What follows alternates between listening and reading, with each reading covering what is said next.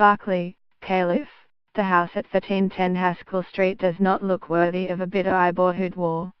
The roof is rotting, the paint is chipping, and while the lot is long and spacious, the backyard has little beyond overgrown weeds and a garage sprouting moss. The owner was known for hoarding junk and feeding cats, and when she died 3 years ago the Ibers assumed that whoever bought the house would be doing a lot of work. But when the buyer turned out to be a developer, and when that developer floated a proposal to raise the building and replace it with a trio of small homes, the neighborhood erupted in protest. Most of the complaints were what you might hear about any development. People thought the homes would be too tall and fretted that more residents would mean fewer parking spots.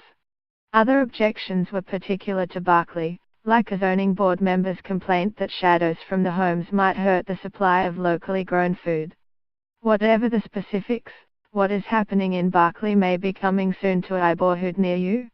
Around the country, many fast-growing metropolitan areas are facing a brutal shortage of affordable places to live, leading to gentrification, homelessness, even disease. As cities struggle to keep up with demand, they have remade their skylines with condominium and apartment towers, but single-family neighborhoods, where low-density living is treated as sacrosanct, have rarely been part of the equation. If cities are going to tackle their affordable housing problems, economists say, that is going to have to change. But how do you build up when neighbors want down? It's an enormous problem, and it impacts the very course of America's future, said Edward Glazer, an economist at Harvard who studies cities. Even though the Haskell Street project required no alterations to Berkeley's zoning code, it took the developer 2 years and as many lawsuits to get approval. He plans to start building next year.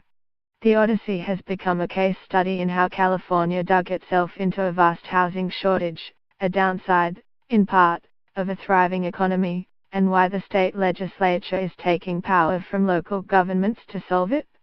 The housing crisis was caused by the unwillingness of local governments to approve new home building, and now they are being held accountable, said Brian Hanlon, executive director of California YIMBIT, a housing lobbying group that is backed by the tech industry and helped plan the lawsuits.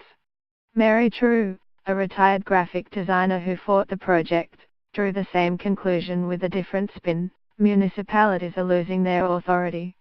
The affordable housing crunch is a nationwide problem, but California is the superlative.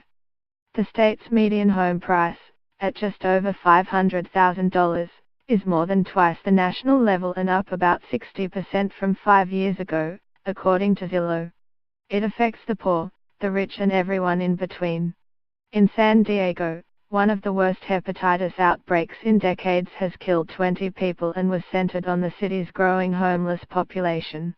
Across the state, middle-income workers are being pushed further to the fringes and in some cases enduring 3-hour commutes.